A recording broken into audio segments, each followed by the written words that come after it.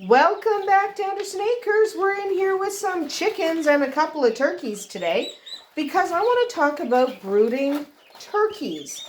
Now you might be wondering why we're talking about brooding turkeys if I'm filming chickens. Well, I'm not just filming chickens. There's a big turkey there, there's a little turkey there, and there's a couple of small turkeys underneath the heat plate right now. So, why are the turkeys in with chickens? I can tell you why as I answer questions that I've gotten about brooding turkeys. So, how do you brood turkeys? Well, first of all, you either hatched your turkeys or you got baby turkeys from somewhere. So whether you hatched them or you got them from somewhere, the procedure is the same. You bring them home or you remove them from the incubator, and now you have to take care of them. So the first thing you need is somewhere to put them. We use these are actually small animal playpens that I get off Amazon, and they are the best thing I have used for brooding ever. And I've done a lot of things. I've done things that you build into the walls. I've done all kinds of nonsense for brooding. This is a turkey bed. That's a turkey. That's a turkey. We've got more turkeys than that, but that's a turkey. Yeah, and there's a turkey. So that's a big turkey. So you need something to put them in. I use these small animal playpens. But you don't have to use small animal playpens. And yes, Tequila's in here with me. But you don't have to use small animal playpens. You can use whatever you use. But this has been the best thing that I've ever used. So this is what I use. Okay, it's nice and big. Lots of ventilation. Has solid sides and vented sides so that everything stays contained. But also they have plenty of airflow. And it also has this zippered top that goes over top to keep them in. Okay, it zippers all the way around. So that zipper top keeps them from flying out. It is not suitable for outdoor brooding. I'm in a shed. I'm not in the house because I don't brood in the house. I am in an unheated shed. So I can't leave them outside in this because it's obviously not predator proof. Hi, Tequila. It's obviously not predator proof. But this works really well for indoors. So when you're not outside. Now, I've done other things. I have bought brooders. I have built brooders into the wall. I've done different things, and this is my favorite. But you have to find something that works for you. Either way, it needs to be something that will contain the turkeys. Okay?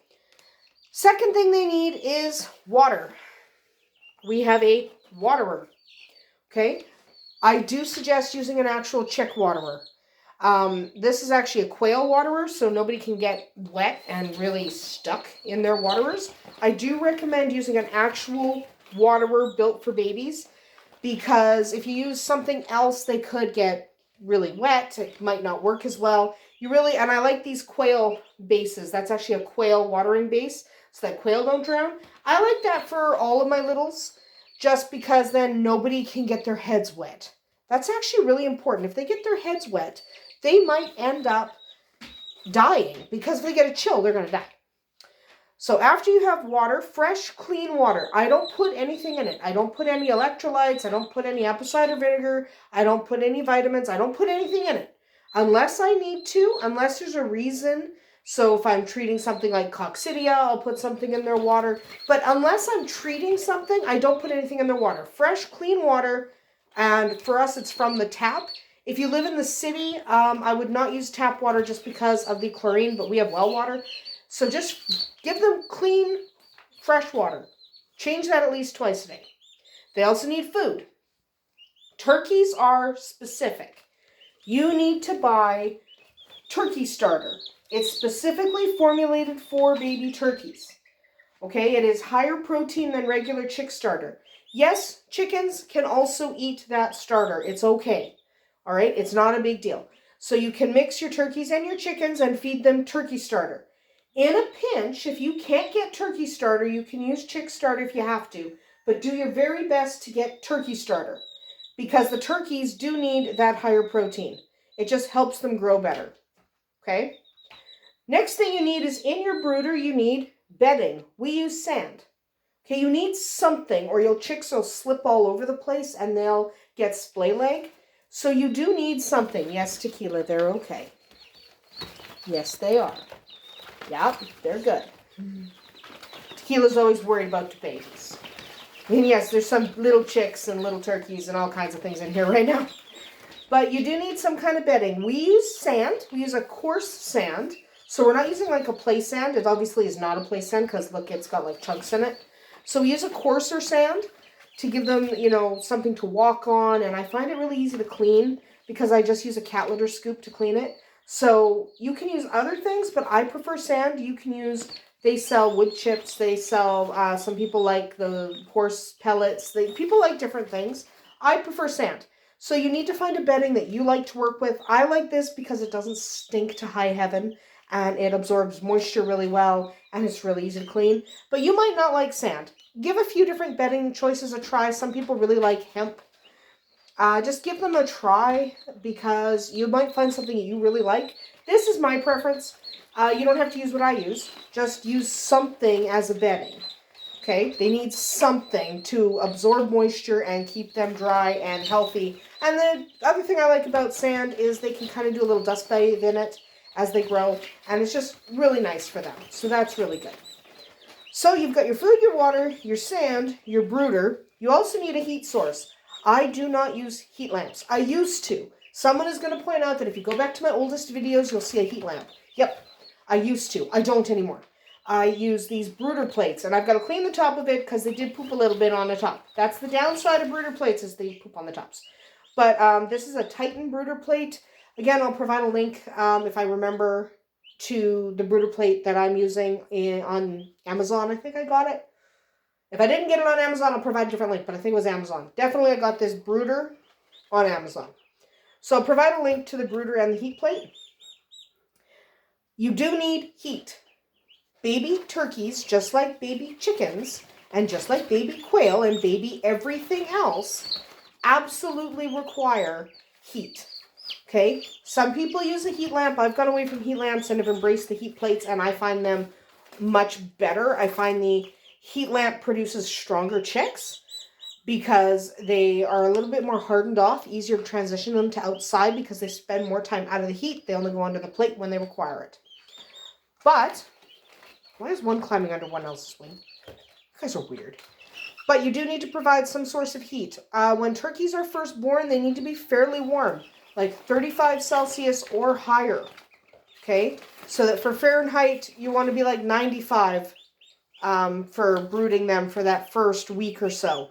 You want them warm. You don't want them cold. And you'll notice I have different ages in here. I find if I have slightly older chicks in with the turkeys, they keep each other warm a little bit better, so they actually use the heat plate less. They use the heat plate only when they need it, which is what I like. Here's tequila. Which is what I like. So that's really good.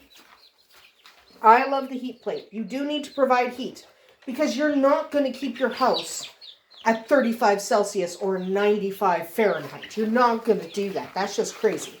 You're absolutely not going to do that. So you do need to provide them with a source of heat just so they don't catch a chill, because if they catch a chill, they're dead. Okay? Cold chicks die. They can handle getting cold for very short periods of time, but they die. But you also don't want to overheat them. This is one of the reasons I like a plate instead of a lamp, because if you overheat your chicks, they'll die. Turkeys are really prone to overheating, so you do want to keep that temperature consistent, and you want them to have the ability to get out of the heat. It's really important that they can get out of the heat if they need to. Okay? Super important. So make sure they can get out of that heat, but they can also get back into that heat. You do need to keep them warm. Okay? But not hot. You don't want them overheating. Now comes the answer to the why are there turkeys in with chickens? Here's the reason. Turkeys are idiots. I'm not kidding. Baby turkeys are complete morons. If you take a baby turkey by himself and you sit him in front of that food, he's not going to eat. He'll literally stand there and starve to death. Okay? He'll just stand there and stare at the food. He won't understand that he's supposed to eat. Same thing with water. He won't understand. You can shove his head into that food and water all you want, and there's a good chance he's never going to pick up the eating skill. So one of the reasons I put the turkeys in with the chickens is chickens don't have that problem. Chickens just start eating. They peck at everything. They'll find the food. They'll find the water. They're very, very good at this. So even though I show my chickens where the food and water is, they have no trouble picking up the eating skill. Turkeys have trouble. So what I do is I put the turkeys in with the chickens. Because you remember that old adage, monkey see, monkey do? That is what turkeys need. They need somebody to show them how on earth to eat. And it has to be somebody who looks like them. It can't be me. I don't look like them. They can't mimic me. I'm just shoving their head into the food. That doesn't actually help. So because that doesn't actually help, they need to be shown how to eat by another bird. So if I put them in with chickens, the chickens are really easily able to show them, hey, this is how we eat the food. So let's eat the food. So that's why the turkeys, and now the biggest turkeys climbed in the back there, and there's at least 2 smaller ones in that pile, because I saw one come out from under there and join the group.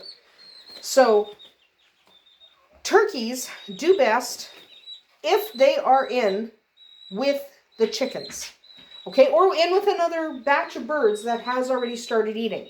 So if you have a batch of turkeys that's a week older and is already eating and drinking, those turkeys can show the young turkeys how to eat and drink.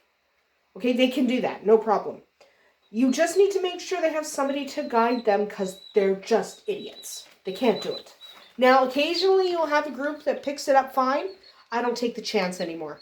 I always will put turkeys in with chickens because a couple years ago we did get a turkey from a friend and he just couldn't pick it up. He couldn't do it. He couldn't do it without being shown how. And if he doesn't eat, he's going to die.